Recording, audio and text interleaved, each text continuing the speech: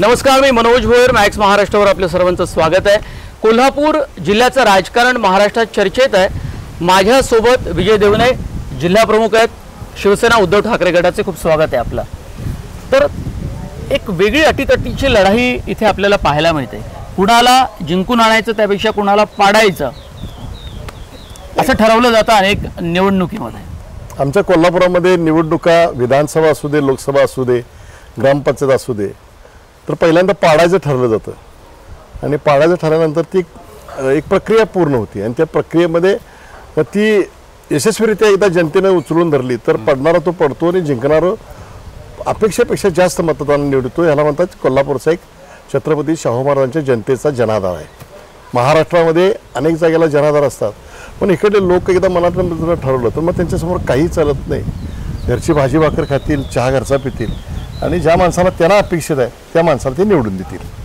पण हा अजेंडा तेव्हा ठरवत असतील ना जेव्हा त्यांचा उमेदवार जिंकून आला आणि काम करत नाही किंवा त्याचा जनतेशी कनेक्ट तुटत असेल। तर तसंच आहे, ज्या वेळेला जनाधार नाही आहे जनमानसामध्ये, सुखदुःखामध्ये जो लोकसभेचा खासदार असू दे, तो लोकप्रतिनिधी असतो, तो सहभागी होत नाही, लोकांच्या आनंदात जात नाही, त्यांच्या उत्सवात जात नाही, त्यांच्या यात्रेत जात नाही, त्यांच्या घरामध्ये एखादी दुःखद घटना घडल्यानंतर जात नसेल, तर लोक म्हणतात कोल्हापूरच्या दृष्टिकोनातून विकास हा जास्त महत्त्वाचा नाही, हे तर माणसातला माणूस लागतो। आज बघा ना, संजय मंडलिक यांना 2,75,000 मतांनी निवडून दिलं। आता त्यांनी उद्धव बाळासाहेब ठाकरेंच्याशी प्रतारणा केली, हे लोकांना सहन झालं नाही आणि त्याच वेळेला छत्रपती शाहू महाराज हे उमेदवार म्हणून इंडिया आघाडीचे पुढे आले।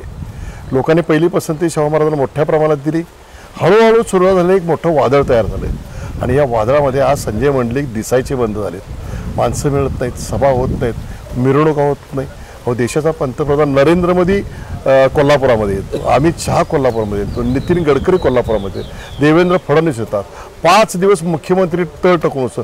काय असं कोल्हापुरात आहे? पण याच्यासमोर, या लोकांच्या समोर ज्या वेळा त्यांनी ठरवलं की शाहू महाराजांना विजयी करायचं, त्यासमोर पंतप्रधान चालणार नाही, फडणवीस चालणार नाही, अमित शहा चालणार नाही, एकनाथ शिंदे चालणार नाही, कोणीही चालणार नाही। जनतेने निवडणूक हातात घेतली, हे काही चालत नाही, पैसा चालत नाही, मस्ती चालत नाही। आता संजय मंडलिक शिवसेनेचे खासदार म्हणजे उद्धव ठाकरे एकसंध शिवसेना असताना, प्रकाश आंबेडकर राधानगरीचे आमदार आहेत, म्हणजे असे 2 लोकप्रतिनिधी, पण ते उद्धव ठाकरे गटासोबत गेले नाही।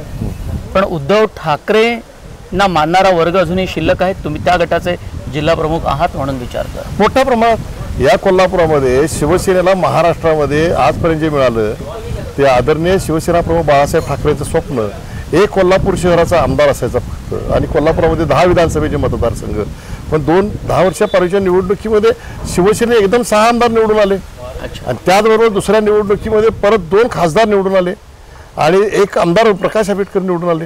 त्यामुळे कोल्हापुरामध्ये छत्रपतीच्या शाहू महाराजांच्या गावामध्ये वंदनीय बाळासाहेब ठाकरे, उद्धव बाळासाहेब ठाकरे, ठाकरे कुटुंब यांच्याबद्दल एक अढळ श्रद्धा आहे आणि ठाकरे कुटुंबाचं आणि कोल्हापूरचं एक आगळं नातं आहे आणि त्या नात्याला जपणारी कोल्हापूरची जनता आहे आणि ठाकरे पण कोल्हापूर जनतेला जपतात। म्हणून बाळासाहेब ठाकरेंची सुरुवात ही कोल्हापूरच्या अंबाबाईच्या चरणी प्रार्थना करून सुरुवात व्हायची। म्हणून ज्यावेळेला महाराष्ट्रात पहिली सत्ता 1995 आली, बाळासाहेबांनी मनोहर जोशी त्यावेळेला मुख्यमंत्री झाले, त्यावेळेला सोन्याचा धनुष्यबाण त्यांनी अंबाबाईच्या चरणी वाहिला आणि मग महाराष्ट्राच्या राजकारणाला सुरुवात केली। काँग्रेसचा बालेकिल्ला, नंतर मग राष्ट्रवादी निर्माण झाली काँग्रेसपासून फुटून, आणि मग राष्ट्रवादी काँग्रेसचे बऱ्यापैकी आमदार खासदार इथे आपल्याला पाहायला मिळाले। सदाशिवराव मंडलिक जे आज नाहीत, त्यांचे पुत्र आता लढतायत शिवसेनेकडून। पण ही सत्ता हळूहळू शिवसेनेकडे कशी येत गेली ते मला तुम्हाला विचारायचं आहे। आणि दुसरा मुद्दा असा आहे की भाजप तशी इथे कुठेच नव्हती। जर आपण इतिहास पाहिला, राजकीय तर आपल्याला कुठेच दिसत नाही। नंतरच्या काळात हळूहळू त्यांचे सुद्धा खासदार तर नव्हतेच, पण त्यांचा आमदार दिसायला लागला किंवा त्यांचा प्रभाव दिसायला लागला, त्यांचे नवीन नेते तयार झाले। ते त्यांच्या पक्षाचे होते की बाहेरून आले होते? नाही, मुळामध्ये कोल्हापुरामध्ये भारतीय जनता पक्षाचं कुठेही केडर नव्हतं। जी पूर्वीची संघाला RSSची काम करणारी भाजपची थोडी मंडळी होती, पण त्यात अगदी थोडंसं नाव घेता येईल त्याच्यामध्ये आज नाही आहेत ते सुभाष होळा त्यावेळेला होते, ते आता त्यांचं दुःखद निधन झालं। गणपुरे आहेत, काही बाबा देसाई अशी जी मंडळी होती, त्याच्यानंतरच्या जनरेशनमध्ये चंद्रकांत दादा पाटील हे भारतीय जनता पक्षाच्या राजकारणात आलं आणि राजकारण करत असताना भारतीय जनता पक्षाने तयार माणसं घेतली।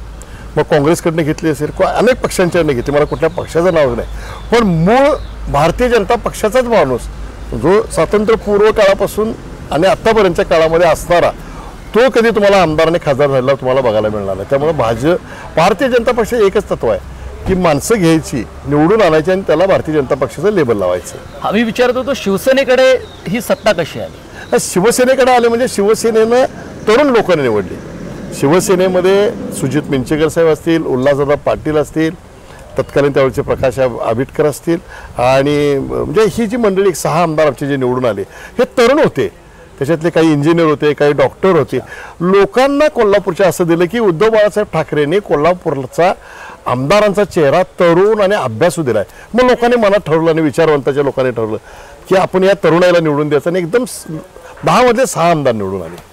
म्हणजे हातकणंगले आणि आमदार निवडून आले 6 आमदार पहिल्यांदा आमदार आले.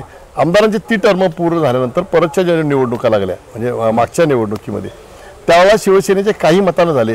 त्यावेळेला काय पाडापाडीचं राजकारण होतं. भारतीय जनता पक्षानंच शिवसेनेची युती असताना शिवसेनेच्या विरुद्ध अपक्षातली माणसं उभा केली. इतकं राजकीय वैभव तुमच्याकडे त्यावेळी असून सुद्धा शिवसेना फुटली, याचं शल्य तुमच्यासारख्या जुन्या जाणत्या शिवसैनिकाला निश्चितपणे असेल. आज जी काही अवस्था निर्माण झाली आहे शिवसेनेबाबत, आता गेलेल्यामध्ये काय प्रकाश आंबेडकर गेले, संजय मंडले गेले, धैर्यशील माने ही 3 मंडळी निघून गेली.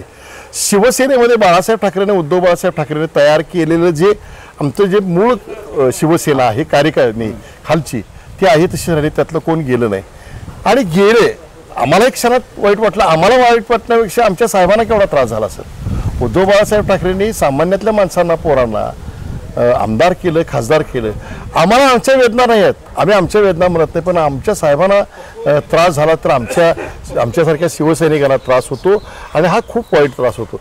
पण एक आहे, ते जरी गेलं तरी आम्ही त्वेषानं उभा राहिलो आणि आता परत आम्ही त्या त्वेषानंच उभारून आता ज्यांनी साहेबांशी गद्दारी केली, ज्यांनी मातोश्रीशी गद्दारी केली त्यांचं उट्टं काढायचं म्हणजे त्यांना नेस्तराबद्दू राजकारण काढायचं असं उघड समोरासमोरचं आमचं राजकारण आम्ही त्यांना स्पष्टपणे सांगितलंय.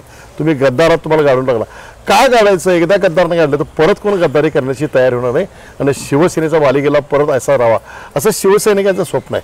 शिवसैनिक गरीब असतो पण शिवसैनिक जो राबतो, जे श्रम करतो, त्याची निष्ठा जी असते त्याच्या निष्ठेला कोण विकत घेऊ शकत नाही. पण परत आमचं ते स्वप्न आम्हाला येणाऱ्या निवडणुकीमध्ये ज्या 2024च्या आणि 25च्या विधानसभेमध्ये हे चित्र आम्हाला बघायला मिळेल. खूप धन्यवाद विजय देवणेजी, मॅक्स महाराष्ट्राला तुम्ही भेट दिला. धन्यवाद, थँक्यू.